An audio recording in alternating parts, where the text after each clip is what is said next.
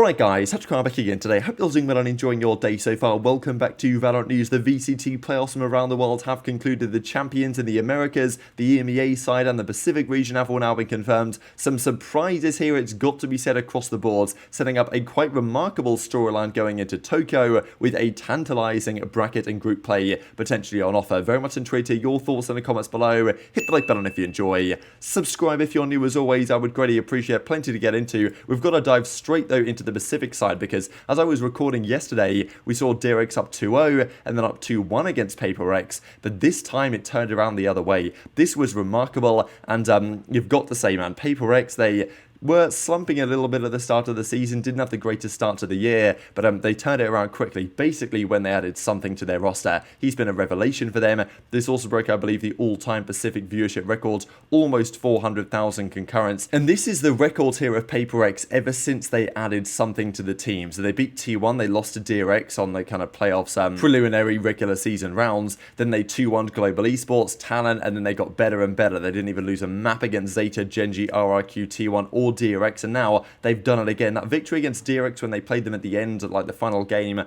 was like, okay, you know, we'll see if they can replicate that come the playoffs, but they did exactly that right in the grand finals here. Absolutely remarkable stuff, because just yesterday they were down, what, I mean, 13-6, 16-14, I thought after this, you'd think after losing a crushing overtime like this, to go down 2-0, you'd think, alright, we're probably done and dusted here, but they bounced back on the Lotus 13-3, Pearl was 13-8, and Bind was 13-6, comfortable for papyrx, incredible performance, and now they're solidifying themselves as the best team in the Pacific region, and they have the best possible seeding. Something, what a performance from him, a 1.28 rating, not quite the highest ACS actually, that goes to Jing on the same roster, but 95 kills, plus 31, 23 first kills, like at most in the lobby. This guy's been out of control, and that now leaves things looking like this. So all the teams that aren't T1, dapr and papyrx go to their last chance qualifier in a couple of months' time to try and qualify for champions. Then T1 and dapr will start in the group stages, and papyrx is the winner, guaranteed through to the playoffs automatically. So incredible stuff, and something got, understandably, the finals MVP. Great performance from him, but that wasn't the only surprise result of the day in the finals, because Team Liquid, they took down Fnatic. I'm pretty sure Fnatic lost more maps in this series than they had done in the entirety of the VCT EMEA so far. They lost to barely anyone, and Liquid get the job done.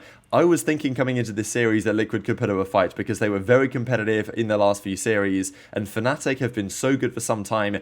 You can't maintain that level of dominance forever if you're Fnatic, right? Eventually someone's going to beat you. Eventually you're going to get, have a bad day and get exposed a little bit, because everyone's looking at what Fnatic are doing. Certainly Team Liquid have been, and you can't always play at your absolute best, but Liquid certainly capitalized where they could and straight up outplayed Fnatic in this one. Super impressive stuff. And also for Fnatic, right, it's super difficult when you've been dominating for so long to actually maintain that level all the time, maintain the kind of, the grind you need to be on in practice to maintain that level, whereas Liquid, knowing they need to catch Fnatic, I'm sure have been absolutely killing it for the last several weeks. Difficult series, surprisingly so, from Chronicle, who's usually a lock to be really competitive, but just a great performance on the entirety of the other side here of the station. And yeah, Lotus was 13-11 to Fnatic, but after that it was 14-12, 13-6, and then 13-11 back the other way. So Liquid go in as the #1 seed from the European side. Fnatic, though, no issues for them really, because they'll still start in the playoffs. 4 teams go to the playoffs, 8 teams start in the group stages, and of those 4 teams, it's the Americas champ, it's the Pacific champ, and it's 2 from Europe, because Fnatic won the lock-in, and therefore they get said advantage. Let's do the Americas then, because Loud versus NRG, the El Clasico, or just straight up the E Clasico, right, of the esports world. And look, NRG, they had some chances in this series, but Loud were fundamentally just a little bit too good. This team is remarkable. Their IGL in Sadak deserves a hell of a lot of credit, because he's right up there with FNS in terms of best IGL in the world, and there's other candidates as well in that conversation, of course, as well, but those two are definitely right up there. Aspas gets the job done at the end. This is a clean 3-0. It wasn't incredibly uncompetitive, right? NRG were close on all the maps they played, just not quite good enough when it mattered. And yeah, so as he says here, FNS can't be too upset with our run, but it does suck to lose like that a little bit. So yeah, unfortunate for NRG fans, but they just about fall short. still a good comeback for them, all things considered, right? When you play Loud on home soil in like a domestic tournament,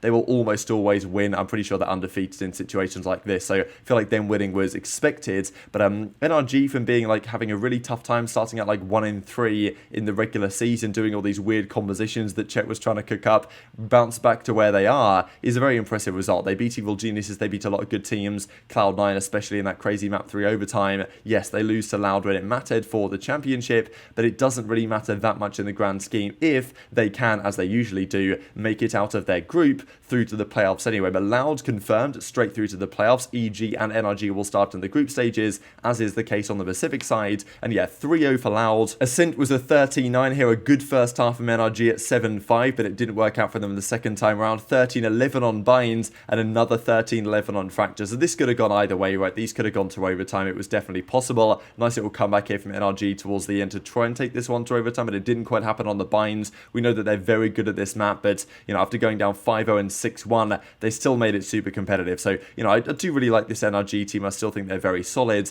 but Loud on home soil are basically impossible to stop. However, there was some quite big controversy going around with regard to the format, right? And we've seen this over the last few days, even discussions in the Tier 2 scene about the way the format works there and is frustrating many players. As FNS says, now that we've qualified and it's all set in stone and done, I'll say it again, this format took everything out of us. We played 1 match a week for 9 weeks. We then played 5 matches, 2 of which were best of 5s in 1 week. Now we have Tokyo, then Champs a month later, then 5 months off. What is going on? Now this is a good point from FNS, and you see this in other esports as well, where nothing really happens for some time. They were playing 1 game a week. I think ideally they would probably play 2 games a week, I would say, in the regular season stuff. You play every team twice, maybe, something like that. But anyway, that's what they did. And then from that kind of relatively nonchalant to just playing a few games once a week, then you have to go into the absolute gauntlet of the playoffs where you're playing loads of games in the course of 1 week. And, you know, a couple of best of 5s in there, it's definitely going to take it out of you. And I don't necessarily think that's a bad thing to be playing all those matches at once, because in esports you can do it. You don't need the rest and recovery time as you would in regular sport. So I like the fact that you can at esports play lots of matches day after day, and we should embrace that. But maybe the contrast between what we have at the playoffs and what we have in the regular season needs to be a little bit different. And then straight into Tokyo, Champs a month later,